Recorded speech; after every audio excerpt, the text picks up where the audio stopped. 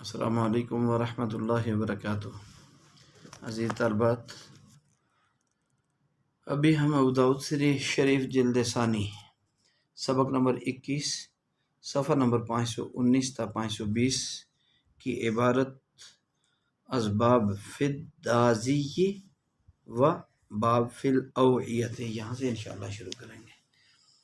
تو سبق سے پہلے نیت کر لیں اور سبق پڑھتے ہوئے دل میں دھیان ہو کہ اللہ جل شانہ میرے ساتھ مجھے دیکھ رہے سن رہے، اور ساتھ یہ بھی ہو کہ اللہ کی رحمتوں نے برکتوں نے گھیرا ہوا ہے ہماری مجلس کو۔ ٹھیک ہے جی، بسم اللہ الرحمن الرحیم۔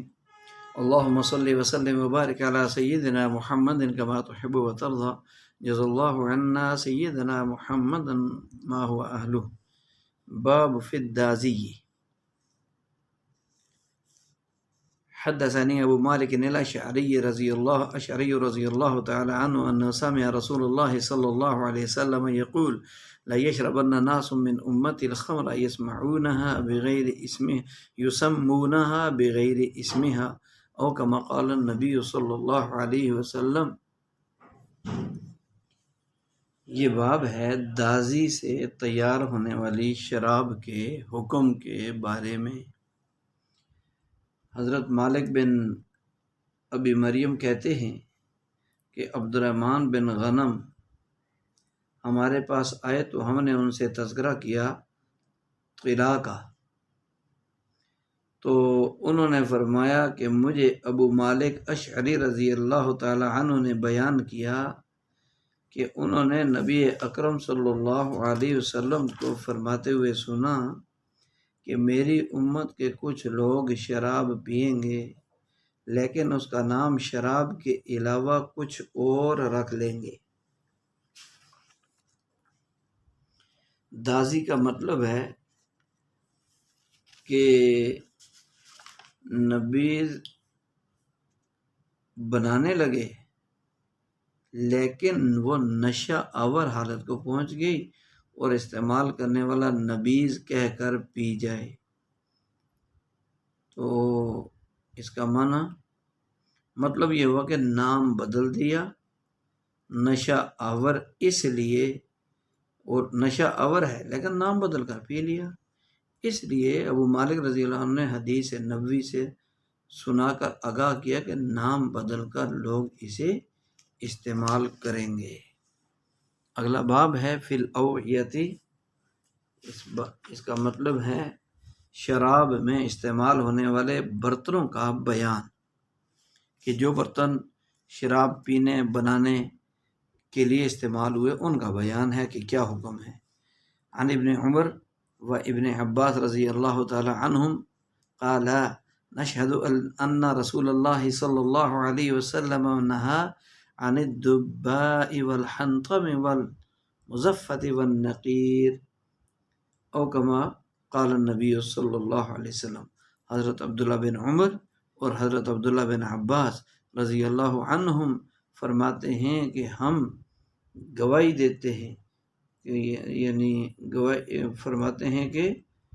ہم گواہی دیتے ہیں کہ رسول اللہ صلی اللہ علیہ وسلم نے منع فرمایا کدو کے برتن، سبز رنگ کے برتن، تارکول یعنی لک جس کو کہتے ہیں وہ ملے ہوئے برتن، اور نقیر یعنی لکڑی کے برتن سے ہمیں منع فرمایا گیا۔ تو تارکول جو ہے یہ برتن بنا کر اس کے اوپر باہر کی طرف لک مال دیا، تارکول۔ اوعیہ یہ وعاء ان کی جمع ہے بمعنی برتن۔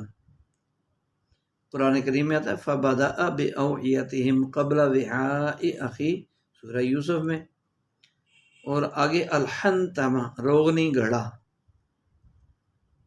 جو بعض علاقوں میں میٹھے ٹھنڈے کرنے کے لیے پانی وغیرہ کو روغنی مٹکے بنا دیتے ہیں۔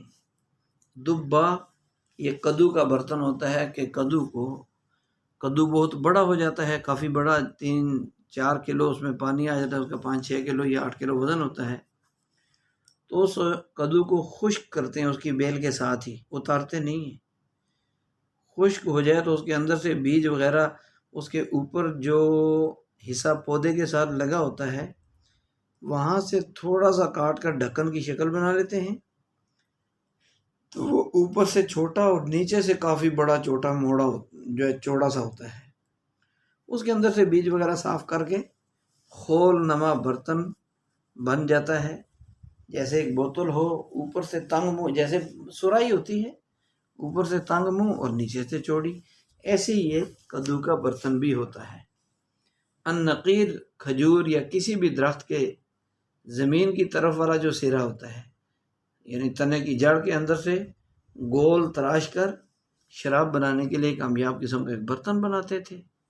کھجور کی جڑ اندر سے تراش کر بنایا ہوا برتن، کسی بھی درخت کو کاٹیں، اس کا ایک بہترین قسم کا ٹکڑا کریں، اندر سے اس کو کھوکھلا کر دیں اور نیچے والا سرا اس کا صحیح رہنے دیں۔ اور مزفت یہ وہ برتن ہوتا ہے جس پر حفاظت اور مضبوطی کے لیے تارکول یعنی سڑکوں پر جو پختہ کرنے کے لیے کالا لک ڈالا جاتا ہے وہ اس کے اوپر مل دیتے ہیں، تو یہ وہ مراد ہے۔ تو ان برتنوں سے منع فرما دیا۔ نبی علیہ السلام نے شراب کی حرمت اور قباحت کو دلوں میں پیوست اور پختہ کرنے کے لیے شراب کے لیے مخصوص برتنوں کے استعمال سے بھی منع فرمایا، تاکہ صحیح معنوں میں شراب کی نفرت اور حرمت اور اس کا قبیح یعنی برا ہونا اور گناہوں کی جڑ ہونا دلوں کے اندر آ جائے۔ اس لیے عن سعید بن جبیر رحمہ اللہ قال سمعت عبد الله بن عمر رضی اللہ تعالی عنہما يقول حرم رسول الله صلی اللہ علیہ وسلم نبیذ الجر فخرجت فزعا من قوله حرم رسول الله صلی اللہ علیہ وسلم نبیذ الجر نبیذ الجر قال صدق حرم رسول اللہ صلی اللہ علیہ وسلم نبیذ الجر قلت ما الجر قال كل شيء يسرع من مدر حكما قال النبي صلی اللہ علیہ وسلم۔ کہ یہاں سعید بن جبیر کہتے ہیں رحمہ اللہ تعالی کہ میں نے حضرت عبداللہ بن عمر رضی اللہ عنہ کو کہتے ہوئے سنا کہ حرام قرار دیا رسول اللہ صلی اللہ علیہ وسلم نے مٹی کے گھڑے میں بنائی ہوئی نبیذ کو، تو میں ان کی یہ بات سن کر گھبرایا ہوا نکلا کہ حرام قرار دیا رسول پاک علیہ السلام نے گھڑے میں بنائی ہوئی نبیذ کو، اور ابن عباس رضی اللہ عنہ کے پاس آیا، کہا کیا آپ نے سنا نہیں؟ کیا کہتے ہیں ابن عمر رضی اللہ عنہ؟ انہوں نے پوچھا کیا بات ہے؟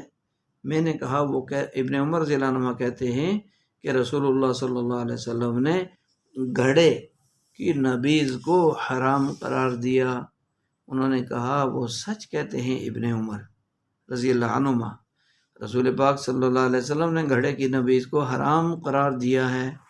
میں نے کہا کہ جر کیا چیز ہے؟ جر، نبیذ الجر، فرمایا ہر وہ چیز جو مٹی سے بنی ہوئی ہو۔ مدر مٹی کو کہتے ہیں، اس مٹی سے بنی چیز کو کہتے ہیں جر۔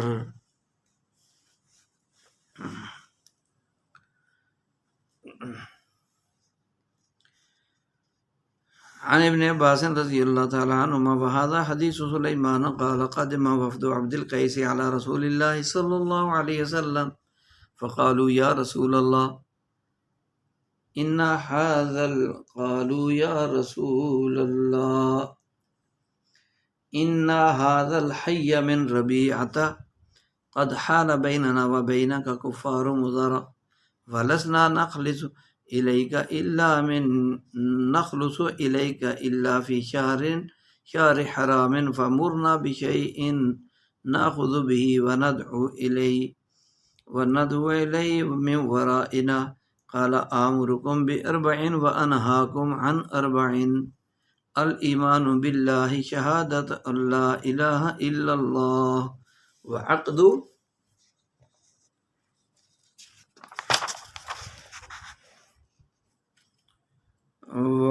بیدہ واحدۃ وقال مسدد الایمان باللہ ثم فسرها لهم شهادة أن لا إله إلا الله وأن محمد رسول الله صلى الله عليه وسلم وأقام الصلاة وإيتاء الزكاة وأن تؤدوا الخمس مما غنمتم وأنهاكم عن الدباء والحنطم والمزفة والمقير.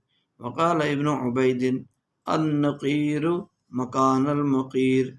قال مسدد والنقير والمقير ولم يذكر مزفت. قال ابو داود وجمرة نصر بن عمران ذبحی او کما قال رضی اللہ تعالی عنہما.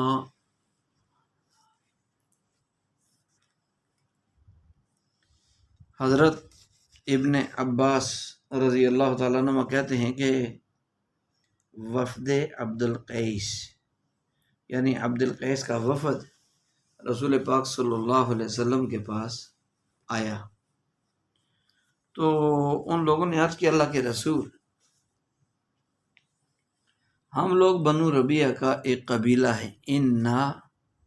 ہم لوگ حاض الحی یہ قبیلہ ہیں بنو ربیعہ کا. ہمارے اور آپ کے درمیان مضر کے کفار ہیں. کفار وہ حائل ہیں اور ہم لسنا نخلص الیک ہم آپ تک نہیں پہنچ سکتے سوائے حرمت والے مہینوں کے. یعنی حرمت والے مہینوں میں آپ تک پہنچ سکتے ہیں باقی نہیں.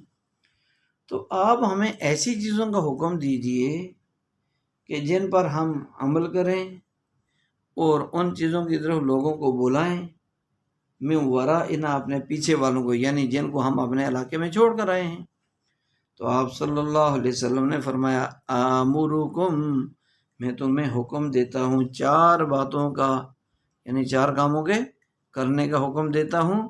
وانہاکم اور 4 چیزوں سے تمہیں منع کرتا ہوں. اللہ پر ایمان اور اس بات کی گواہی دینا کہ اللہ کے سوا کوئی معبود نہیں. اس بات کی گواہی دینا کہ اللہ کے سوا کوئی معبود نہیں. اور آپ علیہ السلام نے ہاتھ سے ایک کی گرہ بنائی. ہاتھ سے ایک کی گرہ بنائی. اس طرح ہاتھ سے ایک کی گرہ بنائی اور فرمایا مسدد راوی نے الایمان باللہ. آپ علیہ السلام نے فرمایا مسدد کہتے ہیں کہ آپ علیہ السلام نے فرمایا اللہ پر ایمان لانا. پھر اس کی تفسیر کی الایمان باللہ کی کہ گواہی دینا کہ اللہ کے سوا کوئی معبود نہیں اور یہ کہ محمد صلی اللہ علیہ وسلم اللہ کے رسول ہیں. اس چیز کی اور نماز قائم کرنا زکوٰۃ ادا کرنا اور مال غنیمت سے 5واں حصہ دینا. وانہاکم اور میں تمہیں منع کرتا ہوں کتنی چیزوں سے عن الدبا میں تمہیں منع کرتا ہوں دبا حنتم مزفت اور مقیر سے منع کرتا ہوں. ابن عبید نے کہا ابن عبید راوی نے کہا کہ نقیر کی جگہ مقیر کا لفظ استعمال کیا. النقیر مکان مقیر مقیر کی جگہ نقیر. مسدد راوی نے کہا نقیر والمقیر. مسدد نے کہا کہ نقیر اور مقیر دونوں کہا اور مزفت کا ذکر نہیں کیا. ابو داؤد رحمہ اللہ کہتے ہیں کہ ابو جمرہ کا نام نصر بن عمران ذبحی ہے. وعن ابی ہریرہ رضی اللہ عنہ ان رسول اللہ صلی اللہ علیہ وسلم قال لوفد عبد القیس انہاکم عن النقیر والمقیر والحنطم والدباء والمزادۃ المجبوبۃ ولکن اشرب فی سقائک واوکہ او کما قال النبی صلی اللہ علیہ وسلم. کہ حضرت ابو ہریرہ رضی اللہ تعالیٰ عنہ فرماتے ہیں کہ رسول پاک علیہ السلام نے عبد القیس کے وفد سے فرمایا کہ میں تمہیں لکڑی کے برتن تارکول ملے برتن سبز قسم کے روغنی گھڑے اور کدو کے برتن کدو والمزادات المجبوبہ، مجبوبہ کا مطلب ہے کٹا ہوا مزاد چمڑا، کٹے ہوئے چمڑے کے برتن کے استعمال سے منع کرتا ہوں۔ لیکن تم پیو، لیکن اشرب، تم پیو، اپنے فی سقائک و اوکہ، اپنے چمڑے کے برتن میں پیو اور اس کا منہ باندھ کر رکھو۔ اس سے ہمیں ایک یہ سنت کا بھی پتہ چلا کہ اپنے گھر کے اندر جو کھانے پینے وغیرہ کے لیے جو استعمال ہونے والے برتن ہیں، ان برتنوں کو ڈھانپ کر رکھنا چاہیے۔ ڈھانپ کر رکھنا پیارے نبی علیہ السلام کی سنت ہے۔ اور اگر برتن کو ڈھانپنے کے لیے کوئی اوپر ڈھکن وغیرہ نہ ہو تو کوئی بسم اللہ پڑھ کر ایسے کوئی چیز بسم اللہ الرحمن الرحیم ایسے رکھ دی اوپر، کوئی لکڑ وغیرہ صاف چیز ستھری۔ اگر ایسا بھی نہ ہو اور برتن خالی ہو تو پھر اس برتن کو بسم اللہ پڑھ کر الٹ کر رکھ دینا چاہیے۔ ان احادیث کو پڑھنے، سیکھنے، سمجھنے کا مقصد یہی ہے کہ ہمارا علم ہمارے عمل میں آ جائے۔ یہ پڑھنا ہمارا علم ہے، سننا سیکھنا ہمارا علم ہے، لیکن علم برائے معلومات نہیں، علم برائے معمولات ہے۔ علم عمل بن جائے۔ علم کے اندر بھی 3 حروف ہیں، عین، لام اور میم، اور عمل کے اندر بھی 3 ہیں، عین، میم اور لام۔ تو علم عمل بن جائے، کیونکہ قیامت کے دن یہ نہیں پوچھا جائے گا کتنی احادیث پڑھی تھی، کتنی یاد ہیں۔ البتہ یہ ضرور پوچھا جائے گا کہ جو علم ہم نے دیا تھا اس کے مطابق زندگی کتنی گزاری ہے، اس پر کیا عمل لے کر آئے ہو۔ اللہ تعالیٰ ہمیں اس کی سمجھ عطا فرمائے۔ کوشش یہ ہو، دل کی تڑپ اور جذبہ اور دعا یہ ہو کہ اللہ نبی علیہ السلام اور صحابہ والا علم نافع عطا فرمائے، جو دنیا آخرت میں مجھے نفع دے، اور دنیا سے جانے کے بعد قیامت تک قبر میں بھی مجھے اس کا نفع پہنچے۔ ایسا علم اللہ سے مانگنا چاہیے۔ اللہم انی اسألک علما نافعا ورزقا حلالا طیبا وعملا متقبلا۔ یہ دعا ہمیں ہر سبق سے پہلے، ہر سبق کے بعد، ہر مطالعہ سے پہلے، ہر مطالعہ کے بعد، ہر تکرار سے پہلے، تکرار کے بعد مانگنی چاہیے۔ اور یہ بھی مانگنی چاہیے اللہم ارزقنی طیبا واستعملنی صالحا۔ اے اللہ تو مجھے پاکیزہ رزق، پاکیزہ علم، پاکیزہ عمل نصیب فرما، اور تو مجھے خیر کے، نیکی کے کاموں میں، واستعملنی، تو مجھے استعمال کر لے نیکی کے کاموں میں۔ دعا مانگنا چاہیے اللہ سے، اور اللہ سے قبولیت مانگنی چاہیے۔ 6 سال 8 سال مدرسے کے ماحول میں جا کر پڑھنا، یا مدرسے کا ماحول میسر نہ ہو تو دینی کتابوں کو کہیں بھی پڑھنا کسی کی مدد اور رہنمائی کے ذریعے، یہ اس کا اصل مقصود یہ ہے کہ اللہ کی ذات عالی سے لینا آ جائے، اللہ کی ذات کے ساتھ اتنا تعلق ہمارا بن جائے احکامات پر چلتے چلتے کہ اللہ کی ذات سے جب چاہا جو چاہا وہ لے لیا صلاۃ الحاجہ صدقہ اور دعا کے ذریعے۔ یہ مقصود ہے۔ اور پھر دوسرا، اللہ کی بارگاہ میں اپنے آپ کو قبول کروانا۔ یہ طالب علمی کے زمانے میں 2 چیزیں چلتی رہتی ہیں، ایک پڑھائی کی محنت، سیکھنے کی محنت، سکھانے کی محنت، اور دوسرا عملی مشق، کہ جو سیکھو اس پر عملی طور پر فوراً عمل شروع کر دو اور دوسروں کو سکھانے کے زمانے میں سکھاتے رہو۔ تو یہ اصل مقصود ہے کہ روزانہ 2 رکعت صلاۃ الحاجہ پڑھ کر اللہ سے اپنی حاجتیں مانگنا۔ کوئی چیز ضرورت ہے، نئی ضرورت، ہمارا معمول بن جائے، عادت بن جائے کہ روزانہ 2 رکعت صلاۃ الحاجہ پڑھ کے اللہ جل شانہ سے مانگنا، یا اللہ میں تیرا محتاج اور میں تیری طرف ضرورت مند، تو کسی کا محتاج نہیں ہے۔ یا اللہ میری انفرادی، اجتماعی، دینی، دنیاوی ہر طرح کی ضرورتوں کو تو اپنے غیبی خزانوں سے پورا فرما دے، اور اعلیٰ پیمانے پر پورا فرما دے، اور میری ضرورتوں کے پورا ہونے میں مجھے اپنے علاوہ کا محتاج نہ بنا، اپنے علاوہ سے امید رکھنے والا نہ بنا۔ یہ مانگنا ہے، روزانہ مانگنا ہے۔ جب تک طالب علمی کا زمانہ ہے کم از کم روزانہ 2-3 مرتبہ مختلف اوقات میں صلاۃ الحاجہ پڑھ کے، یا ایک ہی وقت میں 2 نفل، پھر 2 صلاۃ الحاجہ کے پڑھ کے اللہ سے مانگنی ہے یہ دعا روزانہ۔ اور دوسرا یہ مانگنا ہے اللہ سے کہ یا اللہ مجھے اپنا تعلق اور اپنی بارگاہ کی قبولیت نصیب فرما دے۔ یہ 2 رکعت صلاۃ الحاجہ کے لیے 2 یا 4 رکعت روزانہ الگ مانگنی ہے۔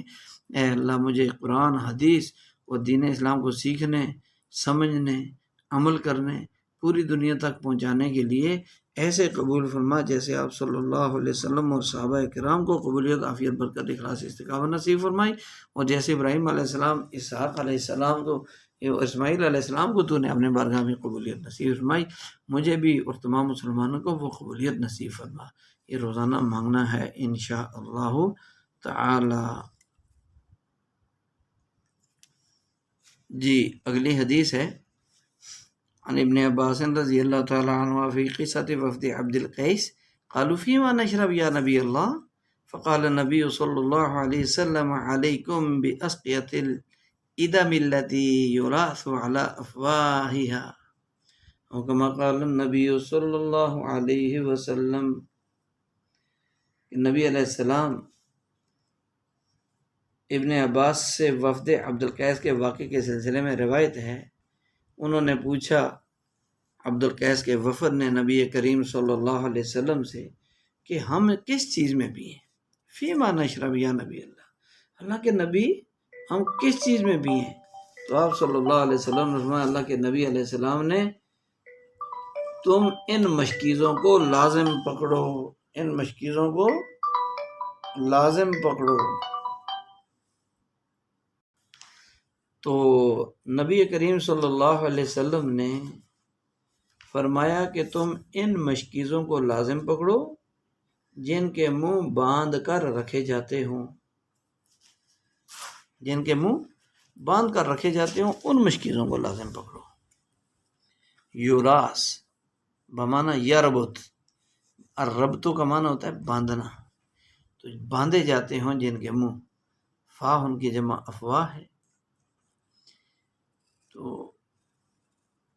عن ابی القبوس زید بن علی رضی اللہ عنہ قال حدثني رجل كان من وفد الذين وفدوا الى رسول الله صلى الله عليه وسلم من عبد القيس يحسب عوف ان اسمه قيس بن نعمان فقال لا تشربوا في نقير ولا مزفة ولا دباء ولا حنطم واشربوا في الجلد الموكأ عليه فإن اشتد فاكسروه بالماء فإن أعياكم فعاريقوا، او کما قال النبی صلی اللہ علیہ وسلم۔ ایک ابو القموس زید بن علی سے روایت ہے کہ کہتے ہیں کہ مجھے بیان کیا ایک آدمی نے، عبد القیس کے وفد میں سے ایک آدمی نے، کہ جو نبی علیہ السلام کے پاس آیا تھا۔ خیال ہے کہ عوف کا، یعنی عوف راوی کا یہ خیال ہے کہ اس آدمی کا نام قیس بن نعمان تھا۔ انہوں نے بیان کیا کہ رسول کریم صلی اللہ علیہ وسلم نے فرمایا کہ تم لوگ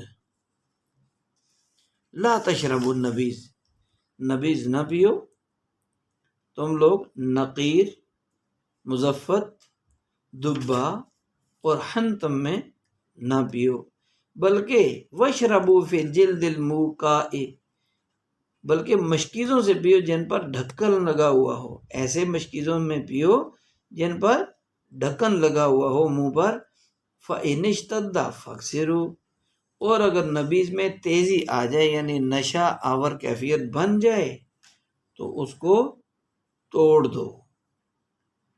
فَاكْسِرُوهُ بِالْمَاء، اس کی تیزی ترش پان کو کیا کرو، پانی ڈال کر توڑ دو۔ اگر وہ تمہیں عاجز کر دے تو اس نبیذ کو گرا دو، یعنی نشے کی حالت میں مت پیو۔ اعیاکم بمانا اعجزکم، تمہیں عاجز کر دے تو اس کو پھر گرا دو۔ اور دعا ہے کہ اللہ تعالی ہمیں ان احادیث مبارکہ کو سیکھنے، سمجھنے، عمل کرنے اور پوری دنیا تک پہنچانے کے لیے آپ صلی اللہ علیہ وسلم اور صحابہ والی توفیق اور قبولیت نصیب فرمائے۔ روزانہ اللہ سے مانگنا ہے، توفیق مانگنی ہے، قبولیت مانگنی ہے، اور اللہ کی ذات سے تعلق بنانا ہے۔ کوئی چیز ضرورت ہو یا نہ ہو، بار بار اللہ سے مانگتے رہیں۔ وآخر دعوانا الحمدللہ رب العالمین۔ السلام علیکم ورحمۃ اللہ وبرکاتہ۔